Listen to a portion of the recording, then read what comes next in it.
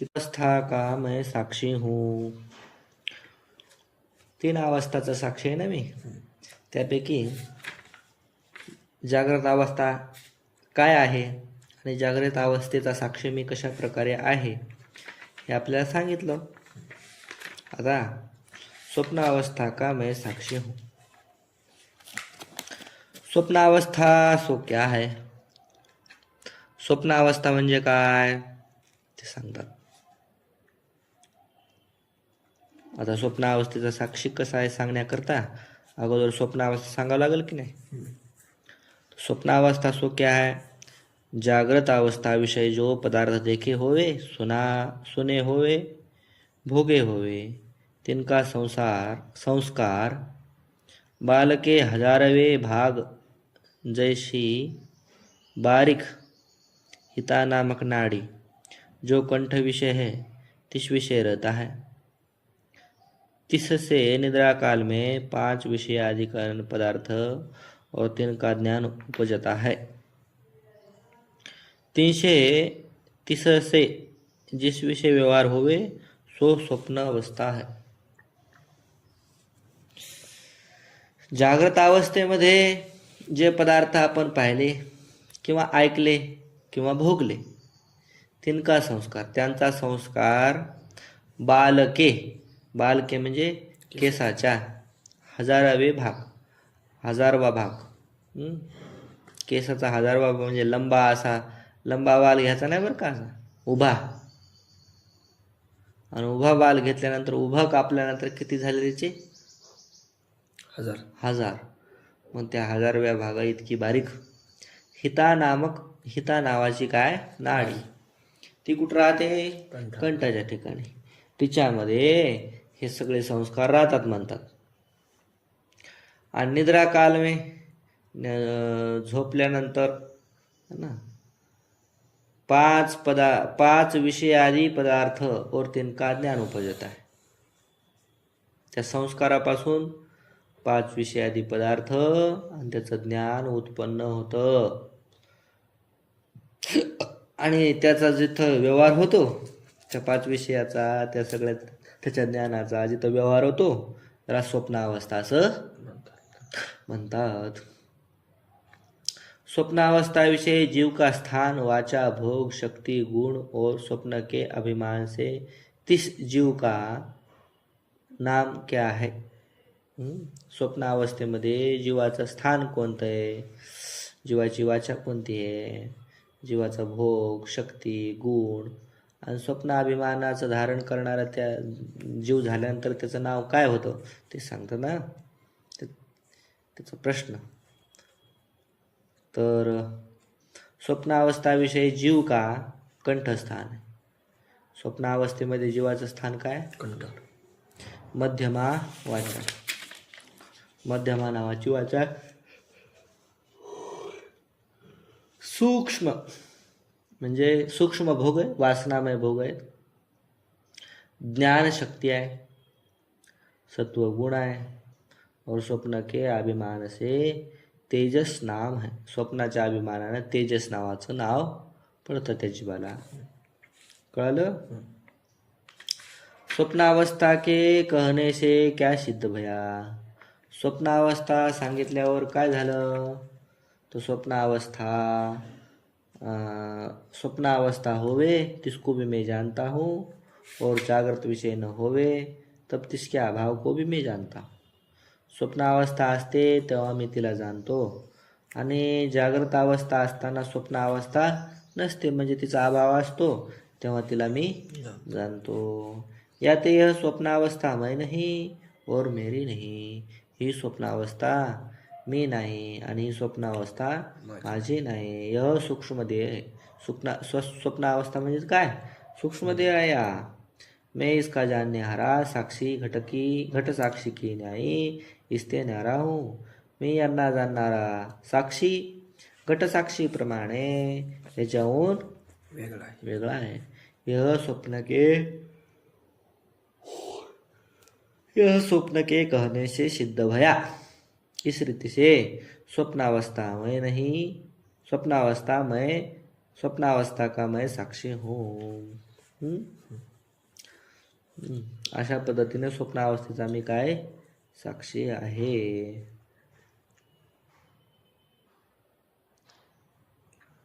82 degree. सत्वगुण ते गुण सत्व आहे ना कोणाचा? स्वप्नाचा, स्वप्नावस्थेचा. कोणी कोणी रजोगुण बी म्हणते. आता झालं म्हणजे स्वप्नावस्थेचा मी साक्षी आहे, कळालं. तसंच सुषुप्ती अवस्था का मैं साक्षी हूँ. तसंच मी सुषुप्ती अवस्थेचा सुद्धा काय साक्षी आहे. बर, सुषुप्ती अवस्था सो क्या है? सुषुप्ती अवस्था काय असते तेच अगोदर कळायला पाहिजे का नाही. मग काय होते सुषुप्ती अवस्था म्हणजे? तो पुरुष जब निद्रा से जाग के उठे तब सुषुप्ति विषय अनुभव किए सुख और अज्ञान का स्मरण करके कहता है. पुरुष जेव्हा झोपेतून उठतो, उठल्यानंतर सुषुप्ती अवस्थेमध्ये जो अनुभव घेतला, सुषुप्ती अवस्थेचा अनुभव, तसेच अज्ञानाचं अनुभव घेतलेला आहे त्याचं स्मरण करतो. काय स्मरण करतो? जो आज मैं सुख से सोया था और कछु भी न जानता भया. काय म्हणतो झोपेतून उठल्यावर? मी सुखानं झोपलो होतो आणि मला काही आठवत नाही. म्हणजे काही कळालं नाही. काही कळालं नाही म्हणजे अज्ञान. काही कळालं नाही हे कळालं ना, म्हणजे अज्ञानाचं स्मरण.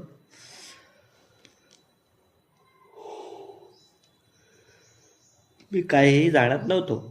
यह सुख और अज्ञान का प्रकाश साक्षी चेतन रूप अनुभव से जिस विषय होवे है, ऐसी जो बुद्धि की विलय अवस्था सो सुषुप्ती अवस्था है.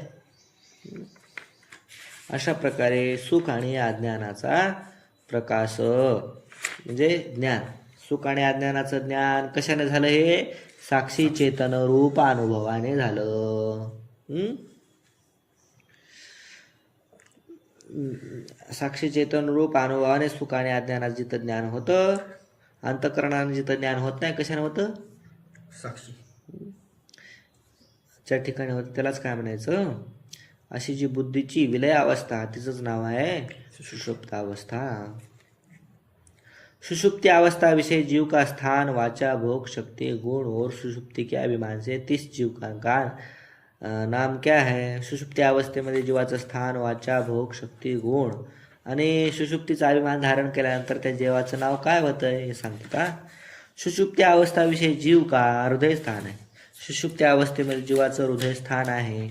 पश्यंती वाचा आहे, आनंद भोग आहे, द्रव्य शक्ती आहे, तमो गुण आहे आणि सुषुप्ती के अभिमान से प्राज्ञ नाम है. सुषुप्तीच्या अभिमानानं प्राज्ञ असं नाव त्याला येतं. कळालं? सुषुप्ती अवस्थाविषयी दृष्टांत क्या आहे? सुषुप्ती अवस्थेचा दृष्टांत सांगावं कसं असते, कसं सुषुप्ती अवस्था कळन असा दृष्टांत सांगा आम्हाला. तर सांगतात दृष्टांत. जैसे कोई का आभूषण कूप विषय गिरा होवे, तिसके निकासने को कोई ता पुरुष को कूप विषय गिरे. सो पुरुष भूषण मिले तिसको भी जानता है और भूषण नहीं मिले तिसको भी जानता है. कोणाचा दागिना कशात पडला? विहिरीमध्ये पडला. आता विहिरीत दागिना पडला सोन्याचा, मग ते तळाला गेला आणि मग तळाला गेल्यानंतर ते आता दागिना एवढी महागाची वस्तू मग ती काढण्याकरता कोणाला तरी पाठवलं. कशात? विहिरीत. मग तो पुरुष पाणी असं लय खोल नव्हतं, मग तर काय कमरेत का असं, मग गेला, बुडी मारली, चापडीत बसला पाण्यात, आहे की नाही. मग ते भूषण म्हणजे ते दागिना मिळाला का नाही मिळाला त्याला भी जानते आणि नाही मिळाला त्याला सुद्धा जानता.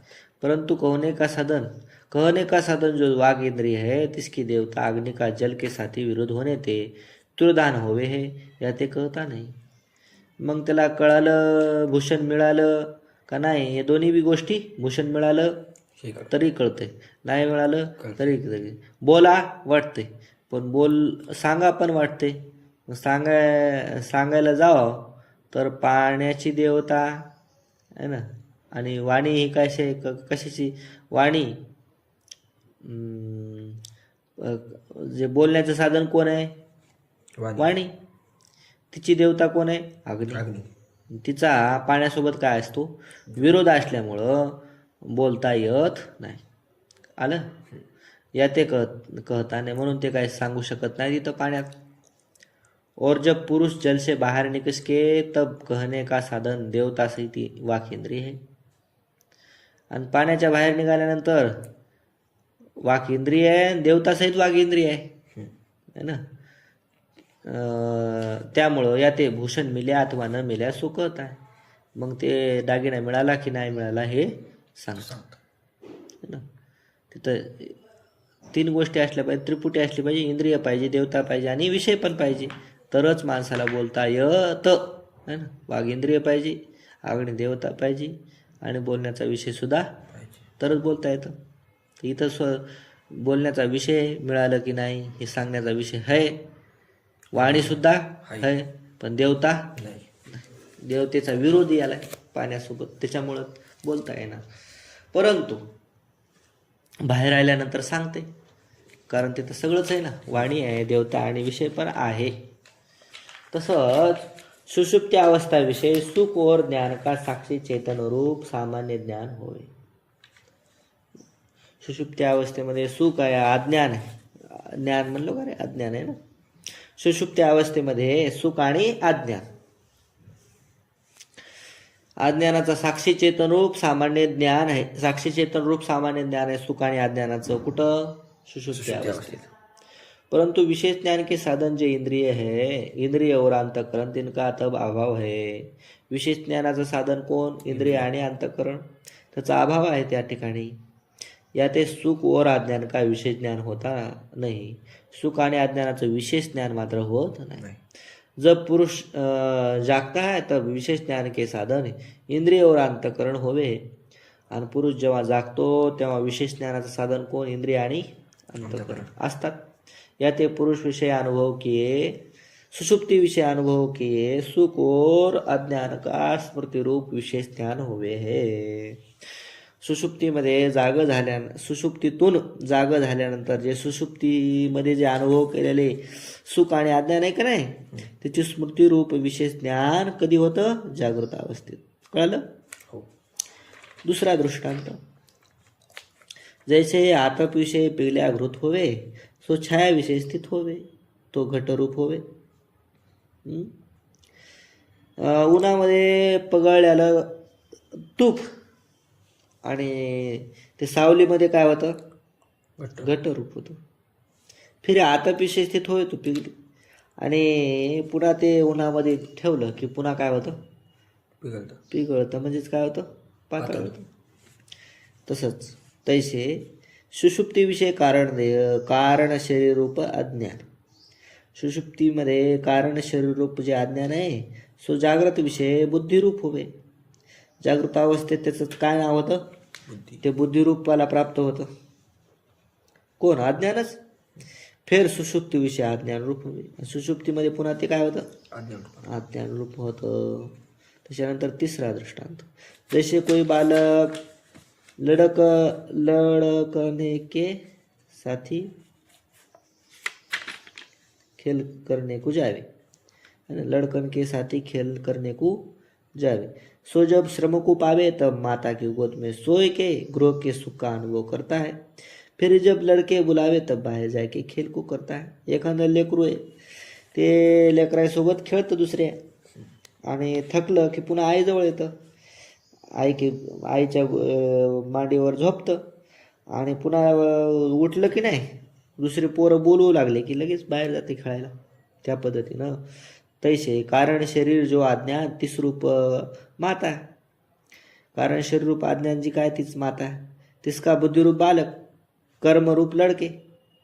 बुद्धिरूप बालक हे कर्मरूप मुलासोबत जागृत स्वप्न रूप बहिर्भूमी विषयी व्यवहार रूप खेल को करता है ना. बुद्धिरूप जे लेकरू आहे ते जागृत स्वप्न बहिर्भूमी आहे ना, जागृत आणि स्वप्न हे काय?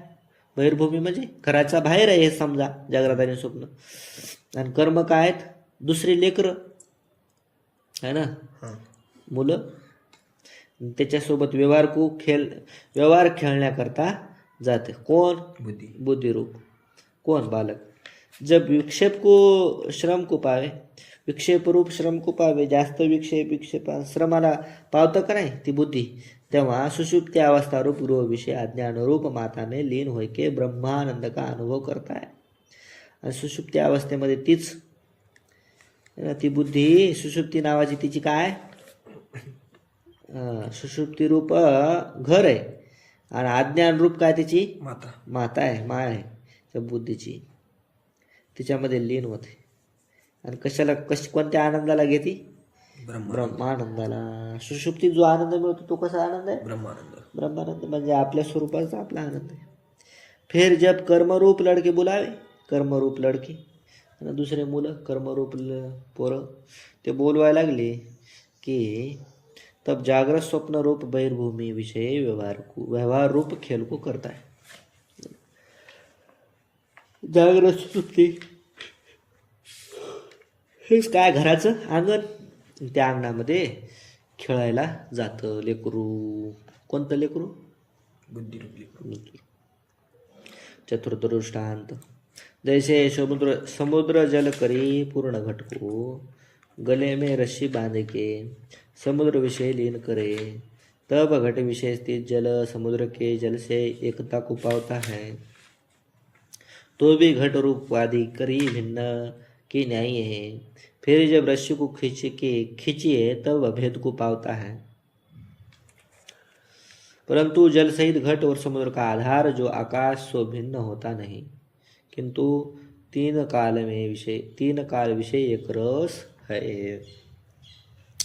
जसं एखाद्या घटाला, पूर्ण घटाला त्याच्या गळ्याला बांधली दोरी आणि ते टोक टाकलं समुद्रामध्ये. मग समुद्रात टाकल्यानंतर त्या घटाच्या चारही बाजूला काय असतं? पाणी असतं. दहाही बाजूला समजा सगळीकडे काय? पाणीच पाणी. मग पाण्याशी एकता पावतं ते कोण? घट. एकच झाल्यासारखं होतं. तो बी घटरूप उपाधी करी की भिन्न की न्याय आहे. घटरूप उपाधीमुळं ते कसं आहे? भिन्नच आहे, एक जरी झालं तरी. फिर जब रस्सी खींचिए तब भेद को पावता है. पुन्हा बाहेर वळली दोरी की समुद्राहून वेगळं होतं की नाही घट. परंतु जलसहित घट और समुद्र का आधार जो आकाश सो भिन्न होता नहीं. जलसहित घटाला आधार कोण आहे? आकाश. आणि समुद्राला सुद्धा आधार कोण आहे? आकाश. त्याच्याहून भिन्न मात्र होत नाही. किंतु तीन कालविषयी एक रस आहे. ते आकाश मात्र कसं आहे? तिन्ही काळात एक रस आहे. सिद्धांत. जैसे अज्ञान रूप समुद्र जल करी पूर्ण जो लिंग देह रूप घट आहे. अज्ञान रूप समुद्र आहे, जलानं पूर्ण भरलेला म्हणजेच कण आहे, लिंग देह आहे, त्याचं नाव काय? घट समजा. सो अदृष्ट रूप रस्सी से बांधा आहे. अदृष्ट रूप दोरीनं ते काय? बांधलेलं आहे. सुषुप्ति विषय और तिसके अवांतर भेद रूप मरण मूर्छा और प्रलय काल विषय समष्टी अज्ञान रूप ईश्वर की उपाधी माया विषय लीन होवे. आणि मग ते घट कुठं? मायेमध्ये लीन होतं. ती माया कशी आहे? समष्टी अज्ञान रूप ईश्वराची उपाधी माया कशी येते? तिचे अवांतर भेद कोणकोणते येतं? सुषुप्ती कालामध्ये जे अवांतर भेद मरण आहे, मूर्छा आहे आणि प्रलय काल विषय समष्टी अज्ञान रूप ईश्वराची उपाधी माया, त्यामध्ये लीन होतो कोण? लिंगदेह. तब सो वेष्टि अज्ञान रूप जीव की उपाधी अविद्या. वेष्टि अज्ञान ही काय? जीवाची उपाधी अविद्या आहे. आणि समष्टी अज्ञान से एकता पावे. ती वेष्टि अज्ञान रूप जीवाची उपाधी अज्ञान आहे का नाही, ती समष्टी अज्ञानाशी एक होते. तो भी लिंग शरीर के संस्कार रूप उपाधी करके भिन्न की नाही आहे. तरी पण लिंग शरीराच्या संस्कार रूप जी उपाधी, त्या उपाधीद्वारे भिन्न आहे. है ना. समष्टी अज्ञानामध्ये हे वेष्टी अज्ञान लीन झालं तरी लिंग देहाची उपाधी असल्यामुळे तरी त्या समष्टी अज्ञानाहून हे काय वेगळंच आहे. वेगळंच आहे. फिर जब आदृष्ट रूप रश्मि को अंतर्यामी प्रेरता है तब भेद को पावे, है ना. त्या समष्टी रूप माया आहे ना, ती अज्ञान, मोठा अज्ञान, त्याच्यातून आदृष्ट रूप रस्सीने, म्हणजे आदृष्ट रूप प्राण्याचं जे आदृष्ट आहे ना, पाप पुण्य कर्म, त्या कर्माची दोरी जेव्हा अंतर्यामी म्हणजे ईश्वर वळतो तेव्हा ते त्या मुख्य अज्ञानाहून हे काय होतं, भिन्न होतं. परंतु वेष्टि अज्ञान रूप जल सहित लिंग देह रूप घट और समष्टि अज्ञान रूप समुद्र का आधार जो चिदाकाश सो भिन्न होता नहीं. वेष्टि अज्ञान रूप जल सहित जे लिंग देह रूप काय घट आणि समष्टि अज्ञान रूप समुद्राचा आधार जे चिदाकाश है ना, चिद म्हणजे आत्मा, ते मात्र भिन्न होत नाही, वेगळं होत नाही. किंतु तीन काळ विषय एक रस आहे. तिन्ही काळामध्ये ते काय सारखं आहे. कळालं. कोण? आत्मा. सुषुप्ति के कहने से क्या सिद्ध भया. सुषुप्ती सांगितल्यानं काय झालं, तर सुषुप्ती अवस्था होय तिसको भी मैं जानता हूँ. सुषुप्ती अवस्था असते तिला भी मैं जानतो. और जागृत स्वप्न विषय यह न होवे तब तिसके अभाव को भी मैं जानता हूँ. जागृत स्वप्न अवस्थेमध्ये सुषुप्ती नसते तेव्हा तिच्या अभावाला मी जाणतो. यात यह सुषुप्ती अवस्था मैं नाही और मेरी नाही. सुषुप्ती अवस्था मी नाही आणि माझी नाही. हे कारण देह की सुषुप्ती अवस्था कोणाची? कारण देहाची. कारण देहाची आहे किंवा कारण देह रूप आहे. मैं इनका जानने हारा साक्षी घट साक्षी की न्याय इसते न्यारा हूँ. मी याला जाणणारा, कोणाला? सुषुप्ती अवस्थेला जाणणारा घटसाक्षीप्रमाणे ह्याच्याहून वेगळा आहे. इस रीतीचे सुषुप्ती अवस्था का मैं साक्षी हूँ. अशा पद्धतीने सुषुप्ती अवस्थेचा मी साक्षी आहे. झालं. तिन्ही अवस्थेचा मी काय साक्षी आहे. इति विचार चंद्रोदय अवस्थात्रय साक्षी वर्णन नामिका पंचम कला समाप्ता. अशा पद्धतीने विचार चंद्रोदयामध्ये तीन अवस्थाचा साक्षी आहे, मी आहे असं वर्णन करणारी पाचवी कला समाप्त झाली.